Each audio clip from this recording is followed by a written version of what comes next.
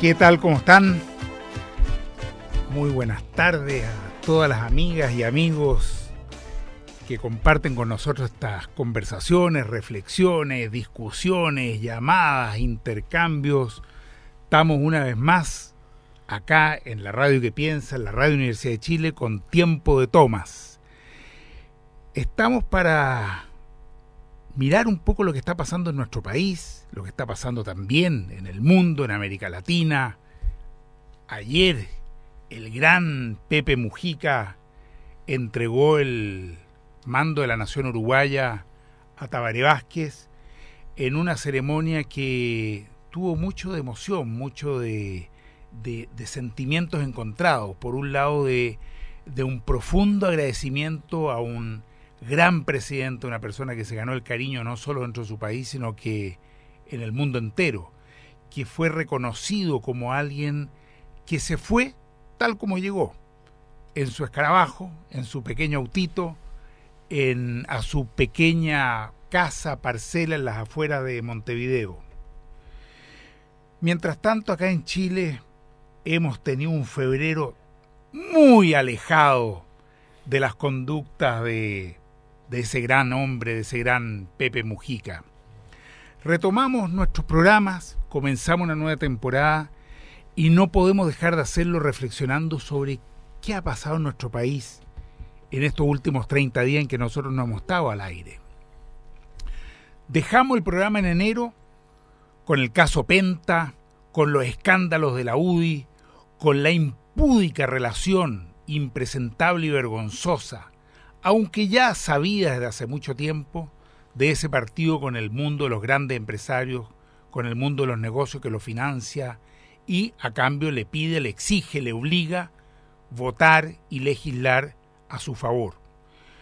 Pero ya a poco andar febrero nos encontramos con que ese caso iba mucho más allá de la UDI y mucho más allá de Penta. Y así fue como apareció Soquimich, primero tímidamente, con un mail del comando de Salaquet, de la secretaria de otro, pero para luego empezar a salpicar a un senador de la Concertación, al señor Fulvio Rossi, a su secretaria, por cierto, porque él no tenía nada que ver, a su ex asesora, porque él nunca ha hecho nada, para luego ir escalando hasta llegar a casi 600 millones de pesos de aporte a una fundación de la cual él era presidente y representante legal. Pero no solo eso, empezaron a salir los nombres de personeros demócratas cristianos, del diputado León, no de él, de su hijo nuevamente. Y cuando ya parecía que todo esto iba a caer en un empate entre la derecha, la UDI y la Concertación, apareció el nene, el hijo, la guagua, el niñito, el que estaba calladito con sus cargos donde manejaba 300 millones de dólares de las 7 fundaciones que dependen directamente de la presidencia. El nene, que estaba de vacaciones en Caburga junto a la mami, a la mamá, de pronto nos sorprendió a todos cuando nos enteramos que estaba a punto de cerrar un pequeño negocio, como bien dijo su queridísima esposa. Un asuntito que no es tampoco tanta plata y que por lo demás fue solamente entre privados. Y poco a poco, casi con tirabuzón, nos fuimos enterando que don Sebastián Dávalos había movido los hilos para tener una reunión ni más ni menos que con el dueño de Chile, uno de los hombres más ricos del mundo según lo que publicó hoy, la revista Forbes. Por cierto, no el más rico, está también en esa revista don Sebastián Piñera, que alguno de ustedes debe haber escuchado su nombre, y algunos otros connotados de este país, el Grupo Mate, y tantos, o no tantos, pero algunos otros de esa envergadura. Bueno, resultó que don Sebastián se las había arreglado para reunirse con don Andrónico. Don Andrónico, para no ofender a la familia presidencial, le pasó rápidamente la aprobación por 6.500 millones de pesos, a una empresa que por lo demás tenía un patrimonio de 6 millones, o sea, solamente 1000 veces más del patrimonio de la empresa, como algo totalmente normal. Yo no sé quién fiscaliza a los bancos que les permita hacer préstamos de ese tipo. Algunos amigos que tienen pequeñas empresas me dicen que no logran ni siquiera un milésimo de la cifra conseguida por el señor Dávalos. Un escándalo del que podríamos hablar horas y que no termina de choquearnos. Todo el país ha estado choqueado y ha reaccionado como no, claro que ha reaccionado. La opinión pública no está dispuesta a tragarse un caso de esta magnitud, de este nivel de escándalo. Y así es como las encuestas CADEM de las últimas 2 semanas dan cuenta de una caída estrepitosa del apoyo a la presidenta Bachelet, y no solo del apoyo, sino que de los valores o de los elementos que se consideraban como más importantes en ella: la credibilidad, la confiabilidad, el compromiso social. Creo que aquí ha habido un gran daño, queda mucho por investigar. ¿Estaba o no estaba enterada la presidenta? Me parece muy extraño suponer que no estaba enterada, sobre todo después que vio al nene llegar con uno de los 4 Lexus cada día a su casa, porque hay que recordar que son vecinos, viven en el mismo pasaje. Me parece que al momento de nombrarlo ya sabía perfectamente en todos los negocios que este señor Dávalos estaba metido. Pero quiero también ser muy honesto.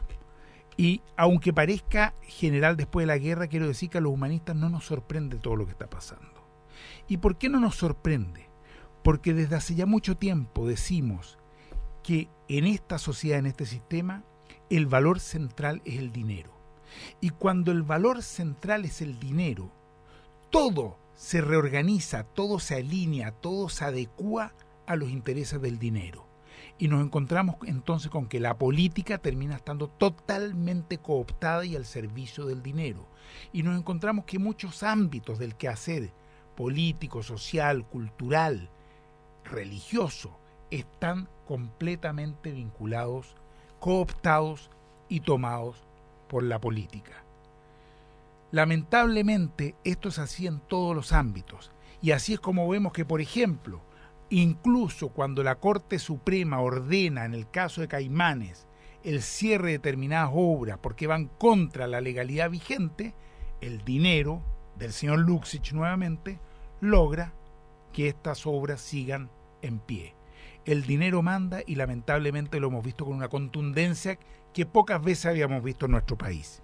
Tenemos tema para rato, y sobre todo tenemos para nuestro primer programa del año de Tiempo de Tomas, junto a mi gran amigo Efren Osorio, con quien llevamos adelante este programa, a Fernando García Nadaf, que hoy día no nos acompaña, y en este primer programa del año quiero nombrar también a otro de los amigos del equipo de trabajo.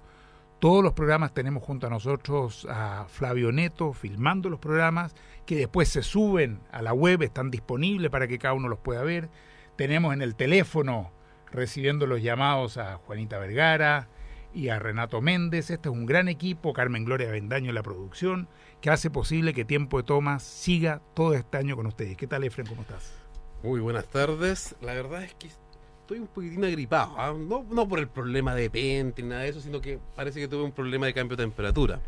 Ahora, es impresionante escuchar el resumen y la síntesis que hiciste, porque de verdad es que partimos con un pequeño caso que fue creciendo cual bola de nieve, y este país, por lo menos la sensación térmica de la gente común y corriente cambió y se modificó sustancialmente de un mes para otro, y eso es notable. Es cierto lo que tú dices, que para los humanistas, nosotros como humanistas sabemos esto, lo hemos visto, sabemos cuáles son los manejos.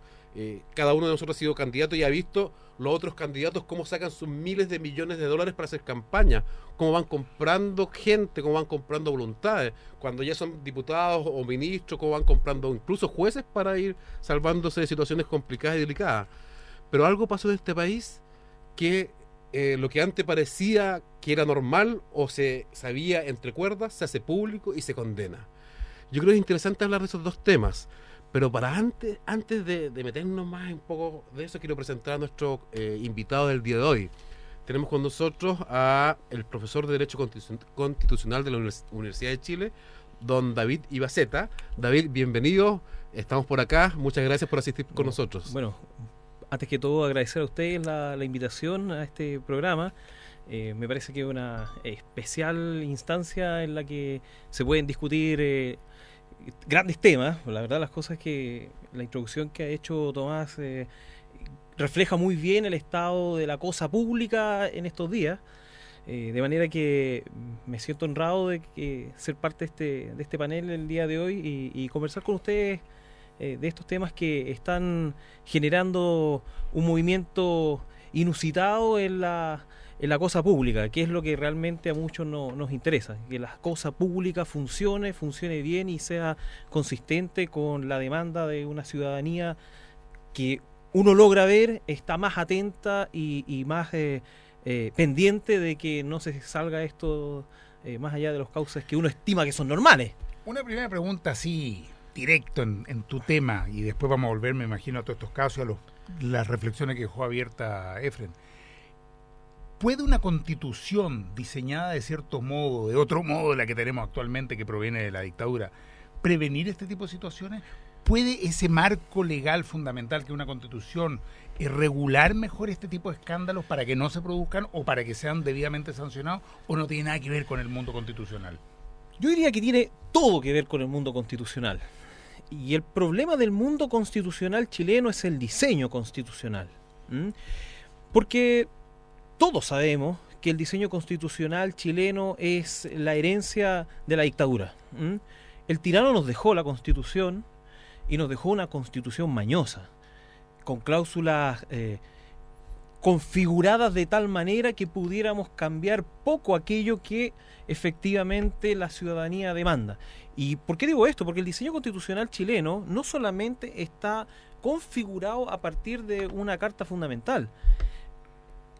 Fue tal la visión que tuvo en algún momento Jaime Guzmán que generó una serie de disposiciones normativas de inferior rango que hacían perfecto el escenario. Estoy pensando en las leyes orgánicas constitucionales, pensando en leyes orgánicas de partidos políticos, la casi fenecida LOCE, la ley del Congreso Nacional, y así podría estar toda la noche señalando disposiciones de esa naturaleza. Y además de una serie de otras disposiciones de quórum calificado que iban perfilando el modelo de sociedad que se requería. Pues bien, si uno lo piensa en abstracto, en general los sistemas constitucionales se construyen sobre la base de lo que la sociedad requiere en su momento. Pero eso entendido como el acuerdo de todos. Luego, en un modelo como el chileno, ese acuerdo constitucional de todos, en términos bien simples, nunca se ha dado. Es que ese es el punto, David. Nunca se ha dado. Esa es la pregunta que yo te quería hacer. Recordemos que estamos en el programa Tiempo de Tomas de la Radio Universidad de Chile, conversando y dialogando hoy día con nuestro invitado David Ibaceta, que es profesor de Derecho Constitucional de la Universidad de Chile. David, porque esta constitución hecha por el dictador, por el tirano, reconoce la existencia de una soberanía popular. Efectivamente. Y esa soberanía popular fue delegada y fue de alguna manera normada a través de un cierto instrumento que se llama Constitución, ley orgánica y todo lo demás. Pero a la base de todo eso está la soberanía popular. Y en este minuto en que los representantes de esa soberanía popular están siendo seriamente cuestionados a través de estos casos de corrupción. Escuchábamos a Gonzalo Marne en el programa anterior que hablaba de que más o menos el 20% del Senado estaba siendo procesado, estaba siendo acusado en algún tribunal. Te demuestra que en definitiva esos representantes están con una carencia de legitimidad muy grande. Y que por tanto ya, y si uno se va incluso más atrás y ve las votaciones que tuvieron cada uno de ellos en términos del universo completo de electores, su soberanía, su representación es bastante baja. Entonces, ¿cómo es posible que un grupo de 120 diputados, ¿y cuántos son los senadores?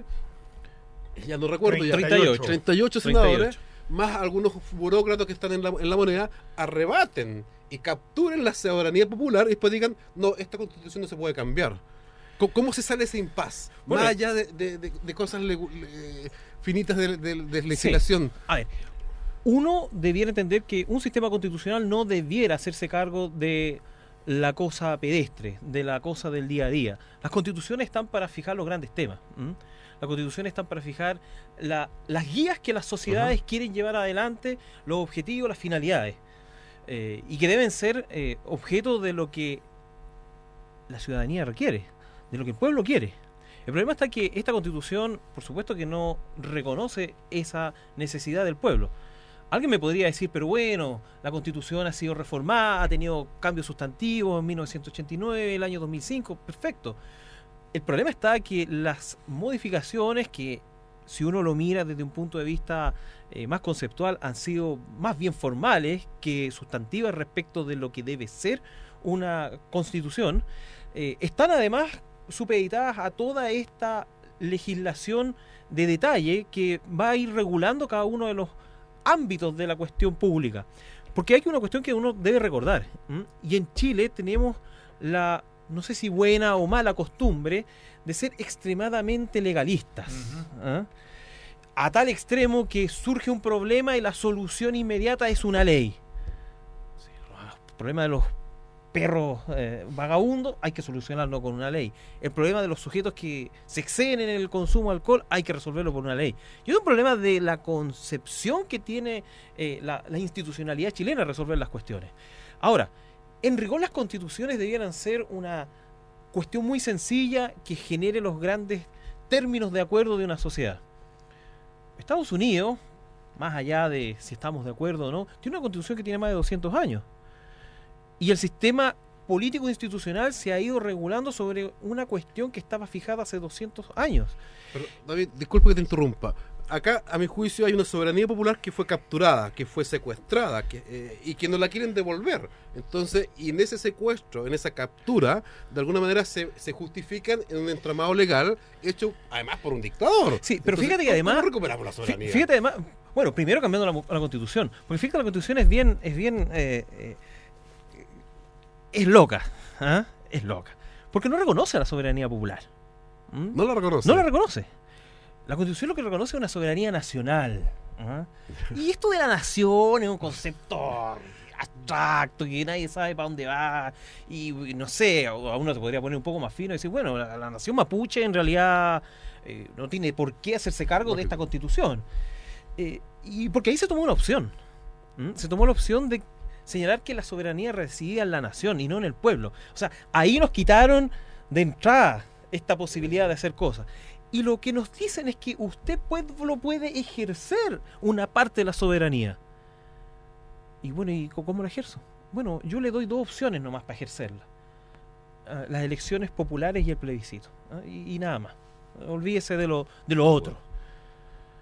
Entonces, ojo, atención, porque nos concentramos en las grandes reformas institucionales, modifiquemos las facultades del Tribunal Constitucional, démosles menos potestades al presidente de la República, preocupémonos de la configuración del Congreso Nacional, pero atención, las bases estructurales del sistema constitucional chileno, ¿quién se hace cargo de ellas? La forma en cómo entendemos la protección de los derechos de las personas y de cómo los ciudadanos ejercen sus derechos frente a los órganos públicos, ¿quién se hace cargo de eso? Entonces yo creo que de que necesitamos una constitución que sea el acuerdo de todos, es un hecho. No me cae la menor duda. Y después podremos discutir los mecanismos. Yo creo que la Asamblea Constituyente es una buena medida siempre y cuando se haga bien. Porque si vamos a hacer una Asamblea Constituyente para que los mismos que están en el Congreso Nacional vayan a resolver cómo va a ser nuestra próxima Constitución, llegamos a donde mismo. Así es, yo creo que coincidimos plenamente. En primer lugar, esta es una Constitución que fue hecha como un traje a la medida para un dictador. Segundo, o sea, en su generación es totalmente espuria, sin registros electorales, sin poder ser debatida, sin conocer un proyecto alternativo. En fin, en una situación total... Bueno, y dentro del marco de lo que era una dictadura. Y por otro lado, en cuanto a su contenido, tal como tú dices, un contenido que es poco democrático, que fue diseñado para arrebatarle esa soberanía, ¿no es cierto? Jaime Guzmán, desde ese punto de vista, uno podría decir, sí, fue brillante para dejar todo completamente amarrado. Y efectivamente, ni en la peor de las pesadillas nos imaginábamos al término de la dictadura que 25 años después íbamos a seguir todavía con la misma Constitución, y no solo con la misma Constitución, sino que con la misma AFP, con la misma ISAPRE, con la misma legislación laboral, en fin. Y con el yerno Julio Ponce Lerú financiando los políticos. Y a eso quiero volver. Y además nos íbamos a encontrar con que los sostenedores de la dictadura, los más cercanos, el yerno del dictador, financiando a los políticos de la concertación, porque uno habla mucho de Soquiminchi, y yo me quedé pensando, bueno, pero Soquiminchi en realidad suena muy a empresa, en fin, sí, pero es Ponce Lerú, y son las cascadas, y están involucrados en negociados que han significado pérdidas de millones, o decenas o centenas de millones de dólares para todos los trabajadores por la vía de las pérdidas de la AFP. Es decir, aquí tenemos una seguidilla. Y por otro lado uno mira el mundo empresarial y no solo está este problema con la política, que es el que está apareciendo ahora.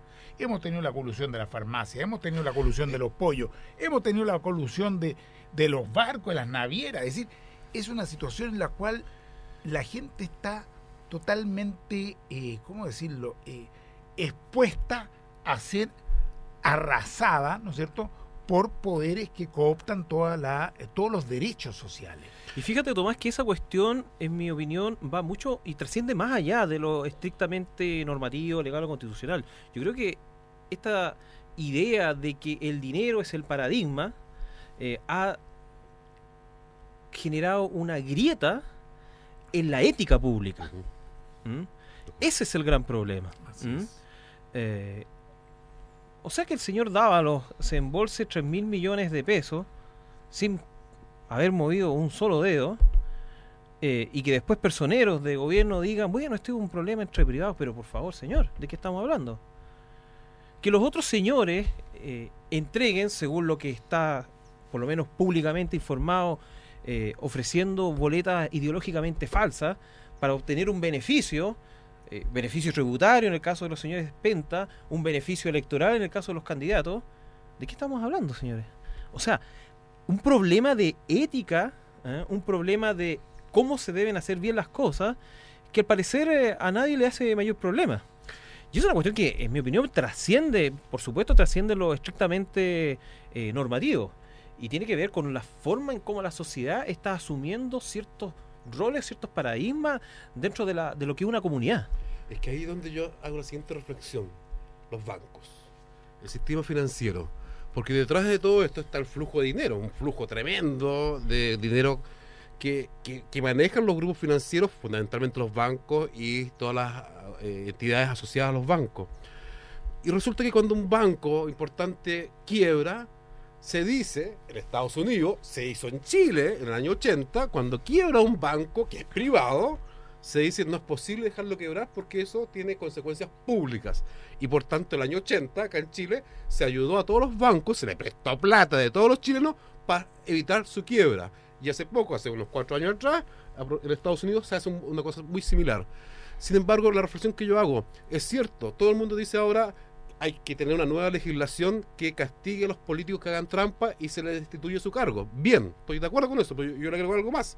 Y aquellas instituciones financieras que se ven vinculadas a fraudes de este tipo deben ser clausuradas, deben ser, no sé cuál es el nombre técnico, pero de alguna manera ellos tienen un permiso. No cualquiera puede armar un banco acá, no cualquiera puede irse a sentar al banco de la plaza y decir vengo a prestar plata porque soy un prestamista. Se autoriza a ciertas entidades bajo ciertas circunstancias y bajo ciertos capitales y bajo cierta ética, tal como tú decías, para prestar plata a otros. Sin embargo, cuando esa entidad defrauda la fe pública, a mi juicio debe ser quitada su licencia como banco.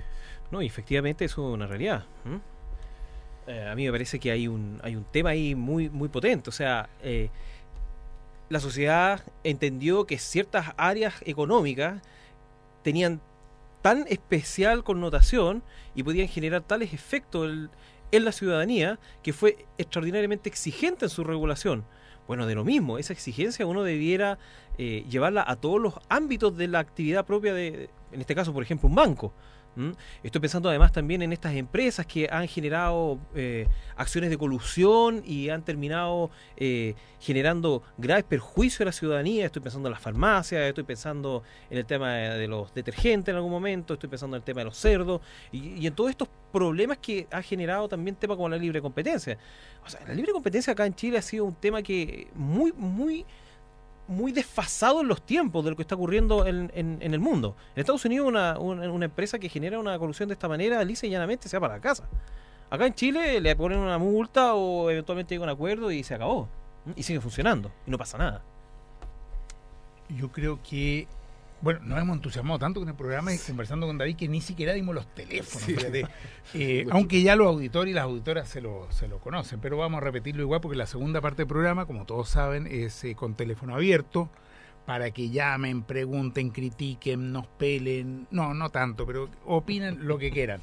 Los teléfonos, saquen lápiz por mientras, o saquen el celular, es el 2977-1579 y el 2977-1580. Están esos dos números, entonces después de la pausa podemos llamar.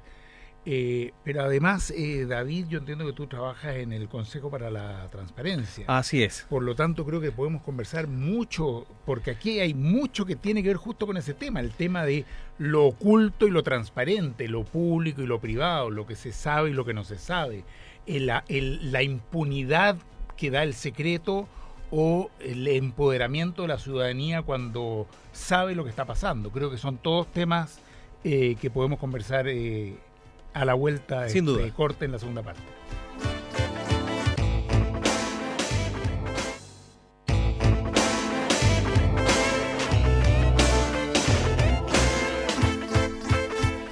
Bueno, estamos de vuelta acá en Tiempo de Tomás, en la Radio Universidad de Chile, la radio que piensa. Y tal como señalaba Tomás hace un rato atrás, tenemos teléfono abierto a partir de ahora, por lo cual nuestros auditores pueden llamar al 2977-1579, 2977-1579 o al 2977-1580. Nos acompaña como invitado hoy día el profesor de Derecho Constitucional de la Universidad de Chile, David Ibaceta, con el cual hemos tenido una amena conversa. Yo quiero seguir con la reflexión del yerno y del hijo pródigo y de la nuera, porque fíjate que detrás de todo esto, detrás de Sokimich, todo el mundo sabe que está Enrique Correa. Y Enrique Correa... ¿Apareció? Sí, pues sí, detrás. Tenemos acá un llamado. Antes de seguir adelante con nuestra reflexión, tenemos a Jovi de Quilicura. Quilicura. Hola, Jovi. Hola. ¿Cómo estás? Cuéntanos, ¿cómo estás? Hola, primero felicitarlos por el programa, lo estábamos echando de menos. Y hacer una consulta, una pregunta al señor Ibaceta, lo cual encuentro brillante todo lo que ha dicho, igual la síntesis que hizo Tomás. Hoy día se inauguró el año judicial y el presidente de la Corte Suprema, don Sergio Muñoz, llamó a terminar con el fuero a los parlamentarios. Mi pregunta es, ¿en manos de quién está esta decisión? Si puede ser en manos del Ejecutivo o necesariamente de los mismos parlamentarios. Eso. Muchas gracias, Jovi. Gracias, a ver, Jovi. David, ¿qué dices? Ya, adiós. ¿Qué dice esa pregunta? Bueno, paradojalmente, quien tiene que resolver esa situación es el mismo gato que está cuidando la carnicería. O sea, está re fácil que el la Congreso aprueben. Nacional justamente es quien tendría que eventualmente aprobar una reforma constitucional en la cual se elimina el fuero parlamentario y por lo tanto... ¿Se usted cree que llegar a ese acuerdo?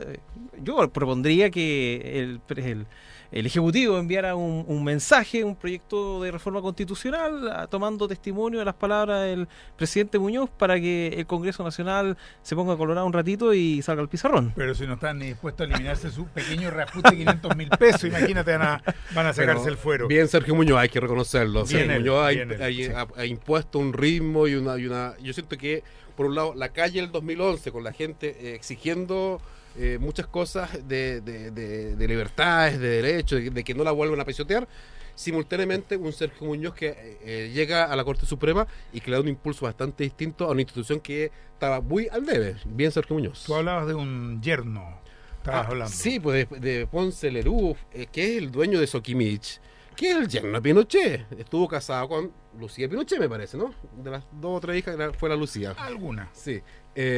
Y resulta que en tiempo de dictadura yo era estudiante universitario en la Universidad de Chile y Julio Ponce Lerú era el símbolo de la corrupción, el símbolo del yerno que se agarraba a todas las empresas que el dictador le iba pasando.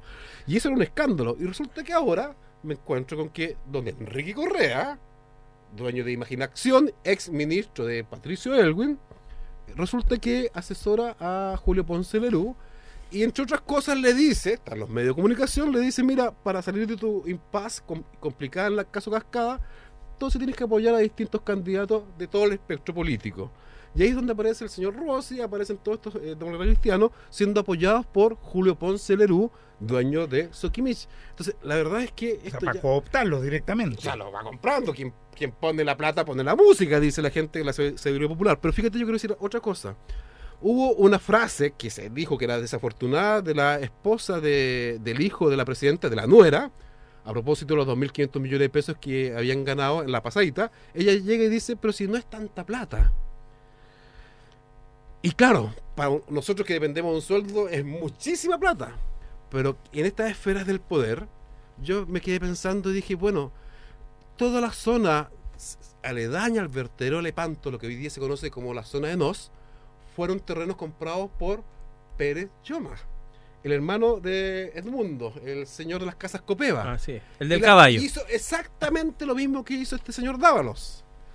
Y fue muchísima plata que eso, y eso pasó piola y hasta el día de hoy no se sabe. Toda la gente del sector de Nos, en San Bernardo, conoce y sabe cómo Pérez Lloma mandó para los blancos a comprar predios a 0,2 UF y después la vendió a 4 o 5 UF el metro cuadrado. Tenemos, parece, una llamada. Está Tomás de Providencia. ¿Qué tal, Tomás? ¿Cómo estás? Hola, buenas tardes. Hola, cuéntanos. Mira, yo quería hacer una observación del tema hablado, que en realidad llevo un mes escuchando Sí. el mismo tema por todos lados. Y realmente esta una cosa me parece que lo escuché previamente que pasó en Venezuela, que puede haber pasado en Bolivia, y al final en Venezuela terminó un populista y en Bolivia otro populista, y en Chile va a terminar otro populista, porque estamos estudiando absolutamente todo. O sea, pienso que todo esto es una cosa conocida ya. Quería dejar el punto, ¿no? Ok, gracias. muchas gracias. Sí, la verdad es que son procesos similares, pero la conclusión que hace el auditor, que se llamaba Tomás, yo no la comparto. Yo creo que acá hay una prensa que ha caricaturizado las figuras de Evo Morales y ha caricaturizado las figuras de Chávez, que son figuras que emergieron y surgieron justamente ante una crisis institucional producto de la corrupción de dos partidos, en el caso de Venezuela el COPEI y el ADECO, o sea, la democracia cristiana y la socialdemocracia. Entonces, en definitiva, lo que hace Chávez es recuperar los recursos naturales que estaban en poder de las empresas privadas y las multinacionales. Eso, a mi juicio, no es populismo.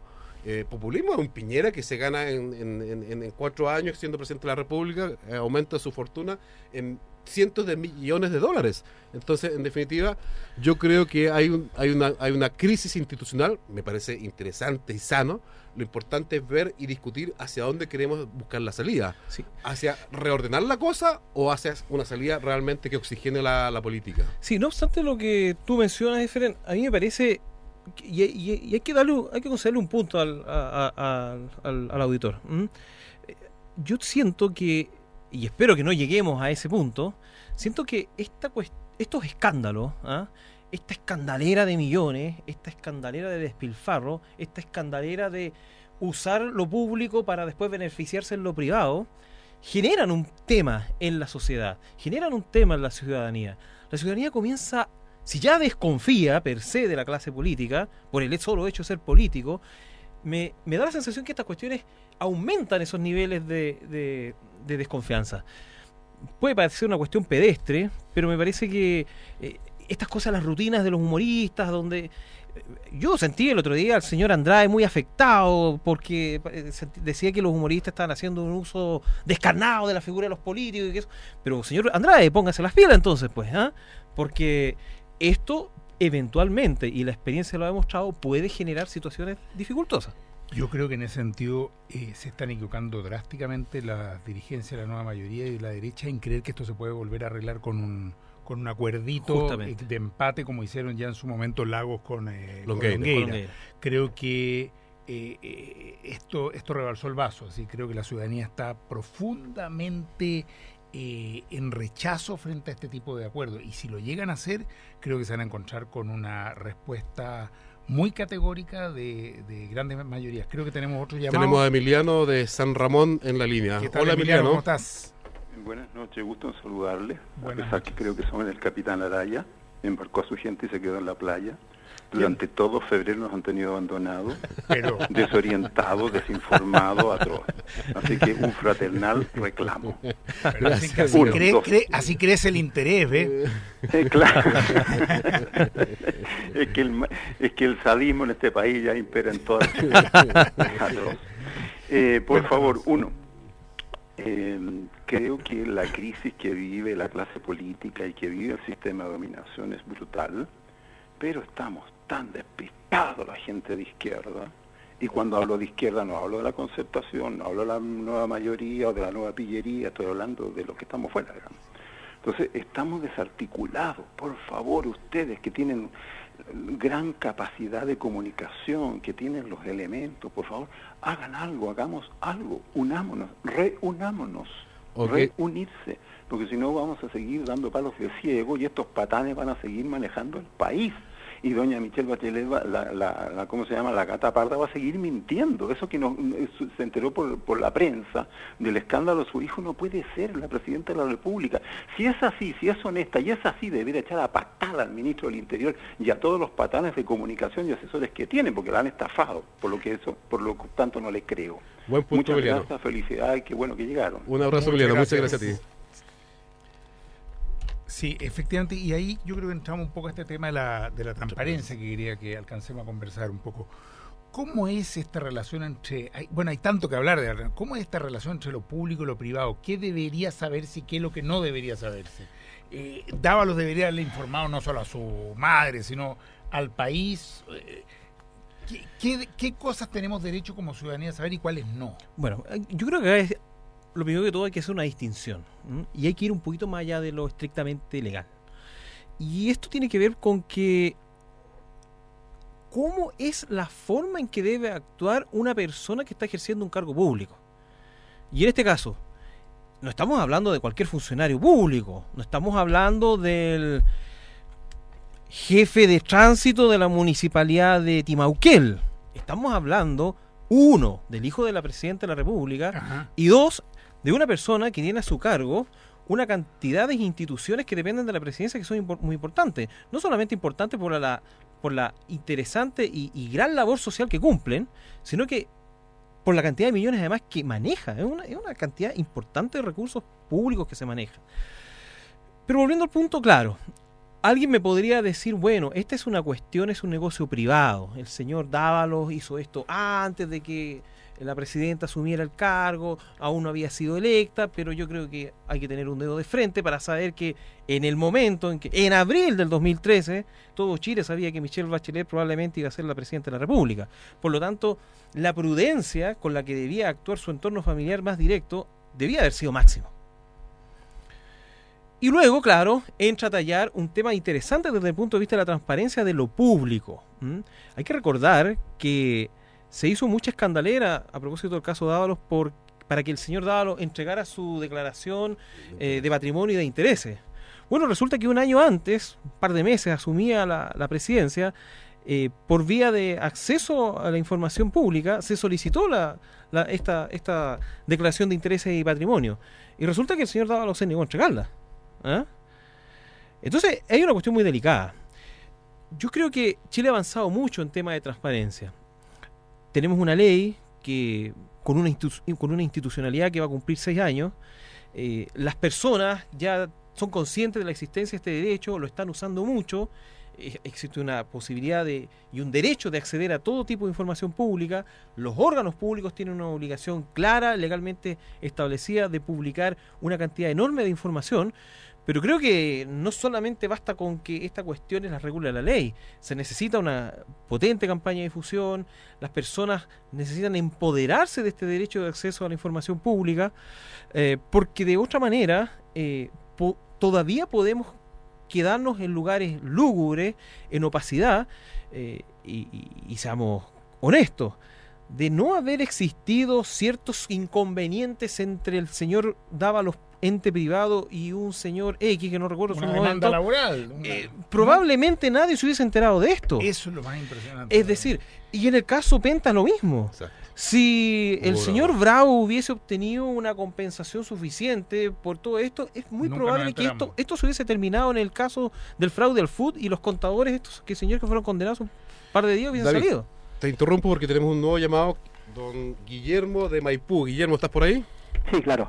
¿Qué tal? ¿Cómo estás? Cuéntanos. Hola, buenas noches. Buenas noches. ¿Aló? Sí, te escuchamos. Sí. Bueno, la verdad es que yo coincido con lo que señalaba el señor Emiliano un momento atrás, ¿ya? Efectivamente, que estaban haciendo los partidos políticos de la izquierda parlamentaria, en el cual yo creo que y nos hemos ido quedando como mirando, ya como espectador. Yo creo que ya hoy en día, en marzo, ya no sé, a más tarde de la quincena, a fin de mes, ya todos los partidos que estamos fuera, a lo mejor, o los ciudadanos que estamos fuera de la política participativa, hoy en día ya tenemos que tratar de movilizarnos, sí o sí, y para hacer presión, porque en caso contrario, esto va a llegar a un acuerdo prontito, como el caso del MOCAT y demás, y simplemente va a quedar en nada. Entonces, por lo tanto, la ciudadanía debemos presionar, y los partidos que son llamados a conducir este asunto ya deben unirse. ¿Cómo no van a haber 5, 10, 15 puntos que coinciden los partidos que están totalmente afuera de la nueva mayoría o pillería, como quieran llamarle? Efectivamente ya hay que unirse y concordar 15 puntos y sacar a la gente a la calle. Gracias. Hay que aprovechar ahora el descontento social. Gracias. Gracias, Guillermo. Tomás te va a responder ahora. Gracias, Guillermo. Sí, yo estoy de acuerdo que, tenemos que hacer un gran esfuerzo entre los partidos y organizaciones sociales del mundo de la izquierda para avanzar en un proyecto convergente que valore y respete las diversidades de estilos, de lenguas, de orígenes, pero que converja no solo en términos de candidatura electoral, sino de una propuesta, un programa, un proyecto. Creo que por lo demás estamos muy de acuerdo en la gran mayoría de las ideas que tenemos. Si uno revisa las candidaturas anteriores, habían varias del sector y en términos generales lo que se proponía y se planteaba era bastante coincidente. Así es que al menos te puedo hablar por nosotros, por los humanistas, que estamos y vamos a seguir haciendo el mayor de los esfuerzos para poder buscar esa convergencia con otros partidos y organizaciones del mundo de la izquierda. Y la segunda cuestión que tú mencionas es la movilización social. A mí no me cabe duda que la movilización social es fundamental para las transformaciones que uno quiere en la sociedad. Si no es por la movilización de los estudiantes, el 2006 con los pingüinos y el 2011, ni una de las propuestas de proyecto de ley que hemos visto últimamente en relación a la educación hubieran siquiera existido. Son bastante débiles aún, no están ni cerca de lo que estaba demandando la ciudadanía, pero realmente a partir de esa movilización, lo mismo hemos visto con las demandas que hay a nivel regional o local, con lo que pasó en Freirina, con lo que pasó en Punta Arenas, con lo que ha pasado en Calama, en tantos otros lugares. Es la movilización ciudadana que yo creo que tiene que tener un claro sello de no violencia activa, pero de clara expresión de demanda, de denuncia, lo que estamos viendo hoy día en Caimanes, por ejemplo. Me parece que es fundamental. No hay otro modo de hacer reaccionar a la autoridad. Y si miramos la historia, los grandes cambios, los derechos civiles de las minorías sexuales, los derechos de los afroamericanos en Estados Unidos, el voto de la mujer en Chile y en el mundo entero, es el resultado de movilización y presión social. Así que no puedo más que compartir lo que está diciendo. Ahora bien, hay una parte que es la que le corresponde a la ciudadanía y otra parte que es la de la legislación y la institucionalidad, y por eso me parece tan importante este tema de la transparencia, este consejo de la transparencia del cual hemos estado hablando. ¿Cómo es en ese sentido, David, el tipo de acción que puede ejercer un ciudadano hoy día en Chile para tener transparencia, para saber lo que no se sabe? Sí. Mira, hoy en día el sistema de transparencia en Chile reconoce dos grandes ámbitos que son bastante claros y demuestran un poco cómo está el estado de la situación hoy día. Por una parte está toda esta exigencia de transparencia activa, es decir, los órganos públicos tienen una obligación de entregar una cantidad importante de información que la ley ha señalado obligatoria, y eso debe estar en las páginas web. Claro, alguien me puede decir, esto está limitado, uno debe tener acceso a internet. Yo me sorprendí con las cifras que se mostraron hace unos días atrás en la prensa, que solamente los accesos a internet están alcanzando un 38% de la población mundial. Queda impactado. O sea, no sirve de nada entonces tener una plataforma web si solamente un poco más del tercio de las personas tiene acceso a este mecanismo. Pero es una herramienta que está ahí y está a disposición de la sociedad. Pero más importante que eso, creo yo, está este derecho de acceso a la información pública. Y en ese sentido, aquí opera una mecánica muy interesante. Cualquier persona, cualquier ciudadano, sin necesidad de un abogado, sin necesidad de una asesoría jurídica o letrada, puede ir a cualquier órgano público, y cuando estoy hablando de cualquier órgano público, me estoy refiriendo a cualquier órgano público, sea cual sea ese, y solicitar algún tipo de información. Lo que ocurre es que dependiendo del tipo de órgano público, los canales o las vías son diferentes. Hay un canal especial tratándose del Poder Judicial, hay un canal especial tratándose del Congreso Nacional, Pero el gran canal y sobre el cual el Consejo para la Transparencia tiene una actuación relevante, tiene que ver con la administración del Estado. Ministerios, intendencias, la Presidencia de la República, los municipios, los gobiernos regionales y toda esa otra gama de servicios públicos que prestan distintas funcionalidades a los ciudadanos. Y los ciudadanos pueden ir y solicitar la información.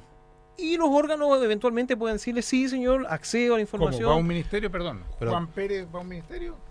Permíteme, porque David, yo creo que la ley de transparencia fue un gran avance.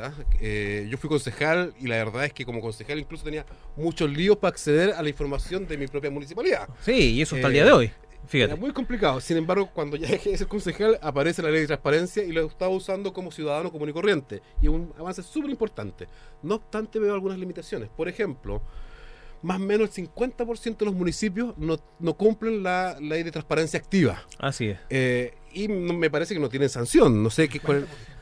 O sea, Sí. uno de cada 2 municipios no está cumpliendo la ley en publicar todos sus datos de transparencia activa, que son las actas municipales, los contratos honorarios, los contratos de concesiones, la información de Contralorías acerca de algunos Sí, juicios a sobre ver, eso. eso hay que matizarlo un tanto, porque... Déjame terminar, Sí. eso por un lado. Y segundo, está todo muy disperso. Yo intenté hacer un cruce con alguien que me parecía sospechoso, que era proveedor de varios municipios. Intenté hacer un cruce para saber si ese mismo contrato que tenía con un municipio X se repetía en cuántos municipios más.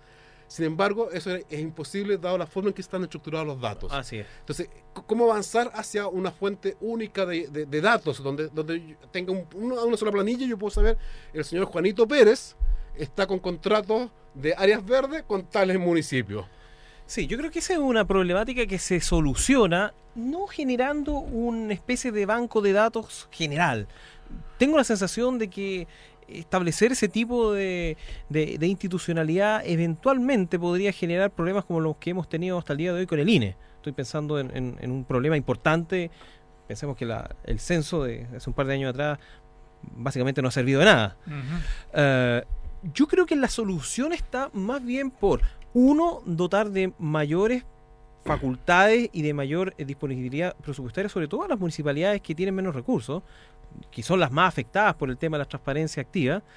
Y por otro lado, además, permitir que todo otro tipo de información que uno entiende como racionalmente pública se encuentre a disposición de la ciudadanía. Esto, por supuesto, requiere una reforma legal, ¿eh? Lamentablemente, y volvemos al mismo punto del principio del programa. En Chile, cada cosa, lamentablemente, tenemos que resolverla en la ley.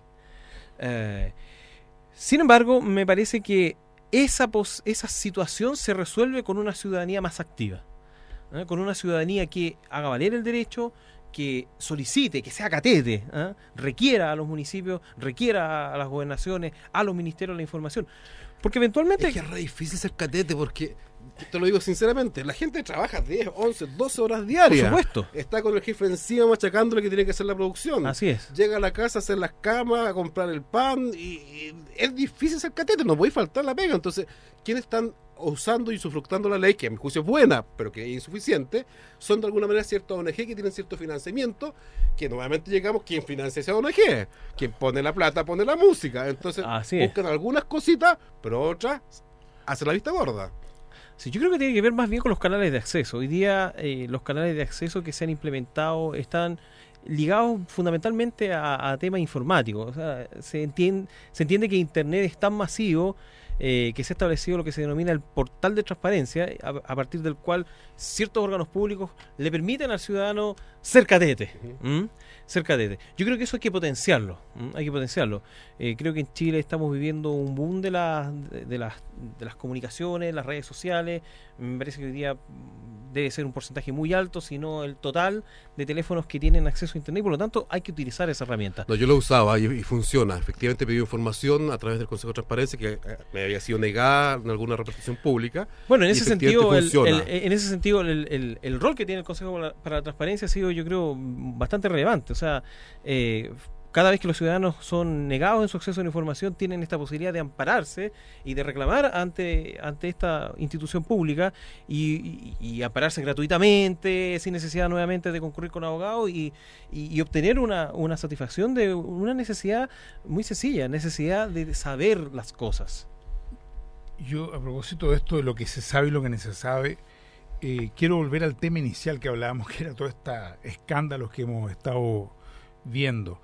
Yo lo dije acá en diciembre, me pareció, enero, y lo reitero ahora. No me cabe ninguna duda, y me atrevo a decirlo claramente, no me cabe ninguna duda, que Penta es una de las empresas o de los grupos que ha estado financiando a la política. Después apareció Sokimich. Y yo no tengo ninguna duda que esto es una práctica generalizada y por lo tanto no tengo por qué dudar que los otros grupos económicos, es decir, Piñera, Angelini, Mate, Fonapen y sobre todo las multinacionales del cobre, están involucradas en financiamiento de la política. ¿Y por qué tengo derecho a sospechar eso? Porque me llama profundamente la atención que nunca se pongan en los programas de gobierno elementos fundamentales donde estos grandes conglomerados tienen sus intereses.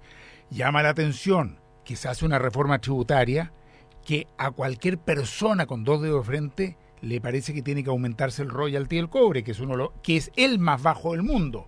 Cualquier país tiene un royalty del cobre del 17 al 26, 27%. En Chile es entre un 2 y un 4% dependiendo de cómo se ubique la empresa. Ahí uno hoy día puede tener certeza que están estas multinacionales del cobre financiando a los políticos que en definitiva no legislan en esa dirección. Lo mismo respecto a la AFP, lo mismo respecto a la ISAPRE cuando hemos visto estos mails, lo mismo respecto, ya lo supimos con las empresas pesqueras, ¿no es cierto?, que se reparten el botín, ¿no es cierto?, y hay plata entregada a la que era la diputada Isasi y a cuantos otros. Lo que pasa es que esa parece bastante inepta, bueno, y se le salió el asunto. Pero de nuevo fue un lío con un asesor, de nuevo fue un lío laboral, de hecho, que la denunció. Entonces, me parece que la situación en general es de una corruptela. Les encanta decir que en Chile no hay corrupción. Yo creo que hoy día se está develando que hay una situación generalizada. ¿Que hay gente honesta? Por supuesto que la hay. Por supuesto que la hay. ¿Que hay gente buena? La hay. Pero estamos ante una situación de una decadencia muy grande. Cuando nosotros humanistas nos salimos el año 93 de la Concertación, en ese momento dijimos, acá se progredió un proyecto político y esto se ha transformado en una sociedad anónima, en un negocio, en un negociado. Lamentablemente ha pasado el tiempo y nos ha dado la razón. Hoy día es necesario un cambio muy profundo y muy drástico de la dirección que lleva la política. Decía al comienzo que el dinero es el valor central. Hasta que no tengamos otro valor central, el ser humano, la construcción de una sociedad más justa, más humana, con más derechos, me parece que vamos a seguir así de mal como lo que hemos visto en este tan lamentable febrero. Digo esto y lo dejo como reflexión porque me están diciendo que se nos termina el programa. Hemos tenido a este excelente abogado, profesor de Derecho Constitucional, miembro también del Consejo de la Transparencia, que creo que nos ha aclarado mucho. David Baceta, muchas gracias por estar con nosotros. Muchas gracias a usted, muchas gracias. Efren. Sí, bueno, terminando, palabras al cierre, la verdad es que lo importante acá es que la gente siga exigiendo sus derechos. Yo creo que había un despertar y eso ha generado una serie de carambolas hasta la Corte Suprema, con cambios de perspectiva y con lo que antes era común, hoy día es denunciado y hoy día no es soportado por la ciudadanía. Así que en ese sentido me parece que lo que está pasando es muy bueno y ojo con ese, comillas, espíritu republicano que muchas veces aparece en estas situaciones. Se ponen todos republicanos y dicen somos todos amigos y en bien de la nación, de la institución, de la república, las instituciones, tenemos que llegar a acuerdos. Cuidado con eso. Necesitamos una nueva institucionalidad y esa nueva institucionalidad, a mi juicio, pasa por entregar la soberanía popular a través de una asamblea constituyente que redacte una nueva constitución. Muchas gracias, David. Nos vemos el próximo lunes a las 8 acá en Radio Universidad de Chile.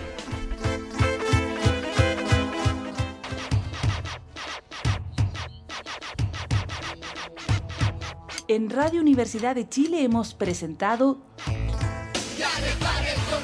Tiempo de Tomas, una mirada humanista del acontecer político, social y cultural de Chile y el mundo, con la participación de Fernando García Nadaf, Efrén Osorio y Tomás Hirsch junto a sus invitados. Nos encontramos el próximo lunes a las 8. Despeínate, indígnate y súmate a Tiempo de Tomas.